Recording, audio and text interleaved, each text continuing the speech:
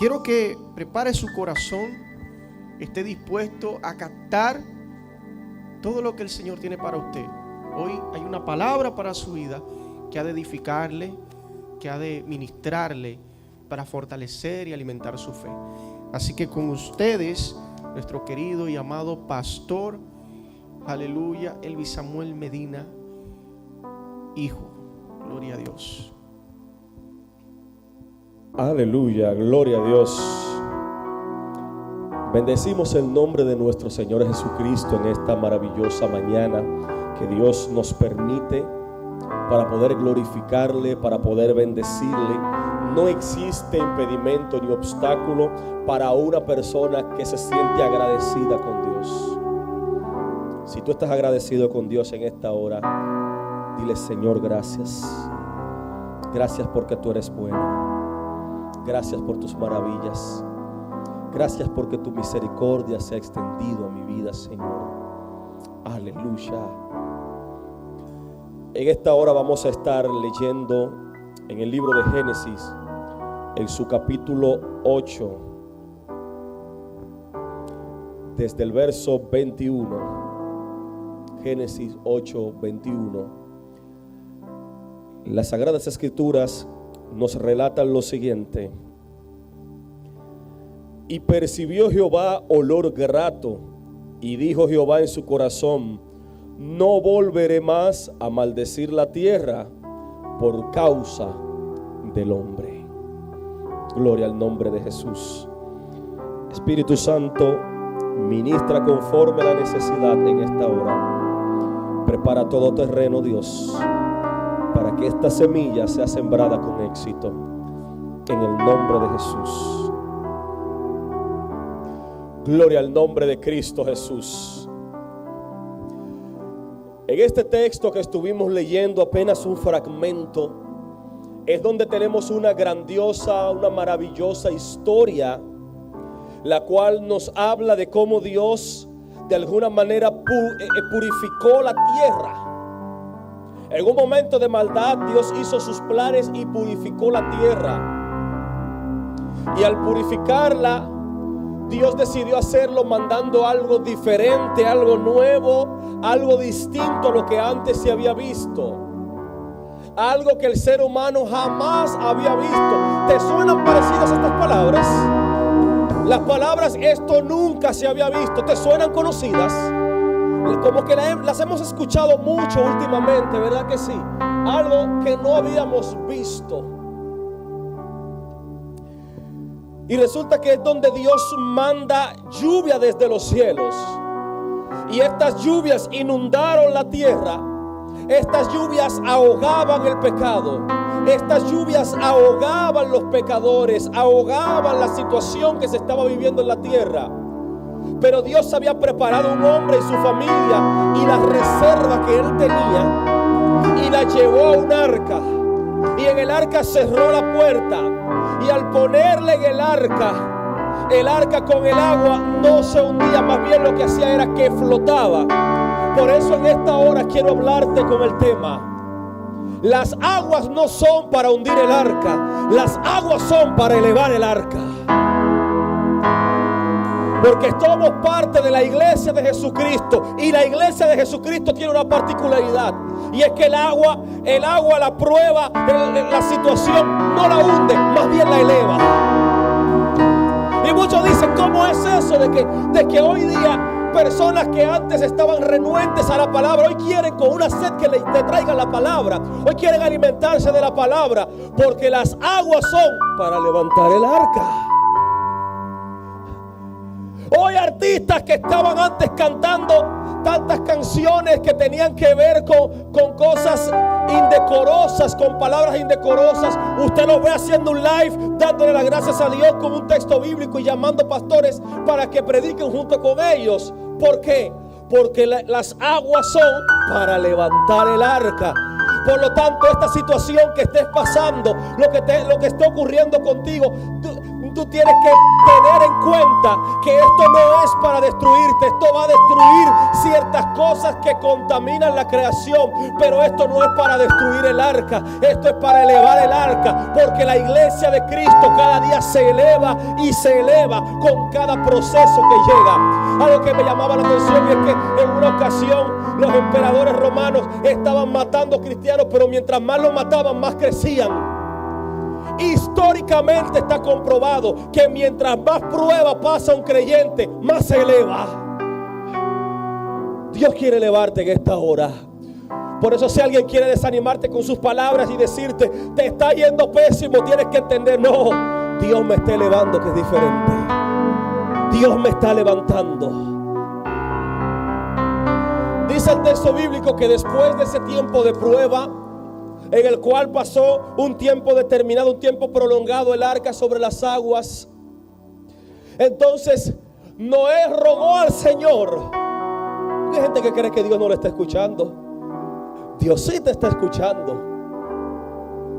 Y Dios se acordó de Noé, se acordó de su familia, se acordó de los animales. Y entonces, ¿qué hizo? Mandó un viento. Y cualquiera diría, pero un viento lo que hace es que desespera más. Yo me imagino que para Noé en ese momento sí. Imagínense con una inundación global. Fue un problema global. ¿Te suena conocido? Y en esa inundación, encima de eso, viene un viento a sacudir las aguas, a sacudir el arca.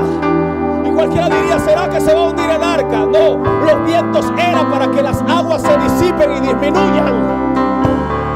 En el momento que se veía más difícil, era que Dios había mandado a disminuir las aguas. A veces las cosas no son como parecen. Aparentemente estamos en el peor momento, pero ¿sabe qué? Dios va a soplar para que las aguas disminuyan. Dios va a soplar en un momento determinado. Después de que las aguas comienzan a disminuir y comienzan a verse las puntas de los montes más altos, es donde Noé quiere saber si ya hay tierra firme. Pero no era para él apearse del arca, te lo voy a explicar más adelante. Y es donde le envía de inmediato un cuervo, y el cuervo va y vuelve, pues no encontró dónde aterrizar. Pero la segunda vez que envía el cuervo, resulta que el cuervo se quedó. Hay gente que diría, pero qué mal agradecido el cuervo, le dieron comida en el arca y el cuervo entonces se quedó por allá. Pero hay que entender que el comportamiento del cuervo estaba diciendo que la cosa estaba bien. Porque si hubieses entendido, y si Noé hubiese entendido en ese momento, que los cuervos son animales carroñeros, son aves carroñeras, y donde hay cadáveres en estado de putrefacción, es donde ellos llegan y hacen su función en la tierra, que es limpiar. Por lo tanto, el cuervo estaba incómodo con la comida fina que había en el arca. El cuervo quería ir a comer putrefacción. Wow. Qué terrible cuando alguien no se siente bien con la comida buena que se le dé en el arca y se quiere ir del arca hacia afuera a buscar comer disparates afuera. Dios mío.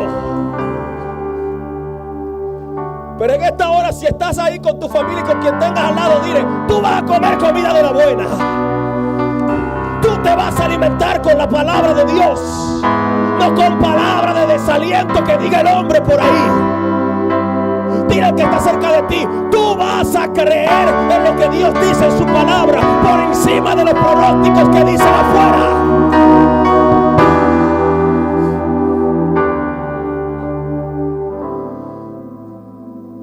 Y en esta hora te hago la pregunta: ¿de qué naturaleza eres? ¿De la naturaleza que le gusta estar con los demás animales, le gusta estar con los demás en comunidad y le gusta lo bueno? ¿O de la naturaleza de los que siempre se va en soledad a consumir lo negativo? Y el cuervo se quedó por allá. Desde ese momento Noé debió entender que todo estaba bien, que ya el agua había bajado, porque si el cuervo no regresó, pues se quedó comiendo. Pero al no entender eso, entonces envía la paloma. La paloma no estaba dentro de su hábitat, a diferencia del cuervo, por lo tanto la paloma retorna. Noé extiende su brazo, la paloma entra de nuevo al arca. Pero al cabo de un tiempo Noé vuelve y la envía. Y cuando la envía, la paloma regresa de allá para acá con una hoja de olivo, como queriendo decir: ahora encontré algo de mi hábitat ahí. Ahora encontré que las cosas están cambiando. Ahora encontré una esperanza de aquel lado. Ahora encontré algo diferente de aquel lado. Mi gran pregunta: ¿tú qué estás trayendo en el pico? ¿Tú qué estás trayendo en la boca? ¿Estás trayendo desesperanza o estás trayendo la esperanza de que hay un Dios que está a cargo de sus hijos, que hay un Dios que está pendiente de sus hijos? ¿Qué es lo que tienes en tu boca? ¿Cuáles son los dichos que están saliendo de tu boca? ¿Es el pesimismo o hay esperanza en tus palabras? Oh, gloria a Dios. Después de Noé comprender el hecho de que ya había tierra firme, no significaba que Noé se quería bajar. Dice la palabra que ahí se quedó Noé hasta que Dios le habló y le dijo que salga.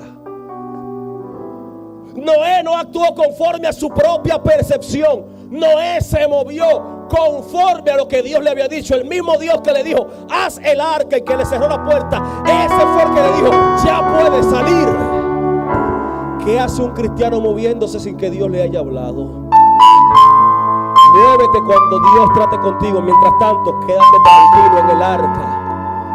Y si pereces por estar saliendo del arca, entonces la culpa será tuya y no será de nadie más. Gloria a Dios. Alábale si puede.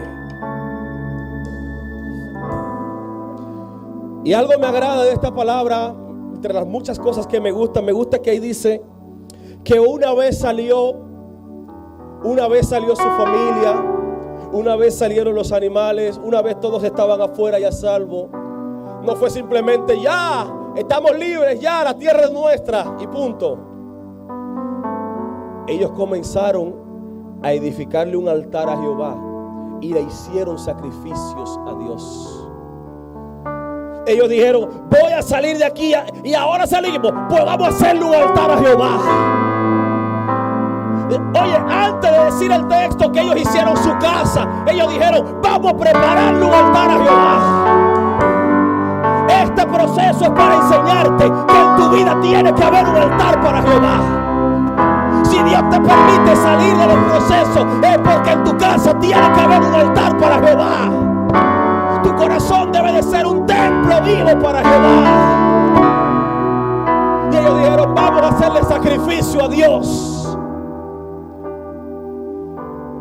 ¿Cuánto tiempo tienes que no haces un sacrificio para el Señor? ¿Para qué quieres que Dios te saque de todo esto? Sacrifícale a Dios y Dios te da el privilegio de salir de esto. Y dice la palabra que Dios vio con agrado, Dios vio de manera olorosa, Dios vio con agrado completo, con dulzura ese sacrificio que le hicieron. Y entonces ahí fue que estableció el pacto, donde dijo, y primero dijo entre sí: no volveré a destruir la tierra por causa del hombre. No fue que Dios dijo: wow, cuánta mortandad, no vuelvo a destruir la tierra. No fue que Dios dijo: ay, ellos no van a fallar más. Dios dijo: ellos van a fallar siempre. Pero con este sacrificio que me hizo esta familia, ¿sabe qué? Más nunca la destruyo. Nunca más destruirá la tierra por causa del hombre. Es un sacrificio tuyo a Jehová lo que mueve la gracia de Dios que se derrama y bendice la humanidad completa. El sacrificio de una familia hizo que Dios establezca un pacto con todos. Por una familia entregada a Dios que parezca, hay muchos que serán salvos. Aleluya. Pero ya habitaba un estado de nerviosismo, porque cada vez que caía un agua, ellos que no estaban acostumbrados a eso, decía: bueno, ¿será que viene el diluvio? Yo me imagino a esa gente diciendo: ¿y el arca? Está lloviendo de nuevo, ¿dónde está el arca? Corran al arca, me imagino. Y es donde Dios estableció el arco iris como una señal de que Dios hizo un pacto con ellos, y no un pacto condicional, más bien un pacto incondicional, que es donde aunque la otra parte haga lo que haga, esta parte va a cumplir totalmente. Aunque el ser humano haga lo que haga, Dios hizo un pacto y lo cumple. Dios no destruirá la tierra. No va a pasar. Y es ahí entonces donde dejó el arco iris para recordárselo. Lo cual hoy día, cuando veo el arco iris, todavía yo hoy puedo ver el arco iris. Y cuando veo el arco iris, yo no estoy viendo que está lloviendo y hace sol. Yo lo que estoy viendo es que Dios tiene un pacto conmigo. Cada vez que yo veo esos colores en el cielo, lo que estoy viendo no es una descripción científica. Yo simplemente estoy viendo que Dios tiene un pacto con mi casa, que Dios tiene un pacto con nuestras vidas, que Dios tiene un pacto con nuestra nación, que Dios tiene un pacto con el mundo. Por lo tanto, asómate de vez en cuando y observa el arco iris, y tienes que recordar que Dios tiene un pacto contigo. Tu vida no se va a caer a pedazos porque Dios tiene un pacto contigo. Tu vida no se va a ir al suelo porque Dios tiene un pacto contigo. Y aún te toque partir de esta tierra, y aún me toque partir de esta tierra, me voy con el pacto donde quiera que voy, me voy con el pacto donde quiera que ande, porque Dios lo estableció de manera incondicional. Por lo tanto, no dejes que tu vida se atormente. Todo esto es para elevarte a un nuevo nivel, y lo que antes hacías mal ya no lo vas a hacer, y lo que antes estaba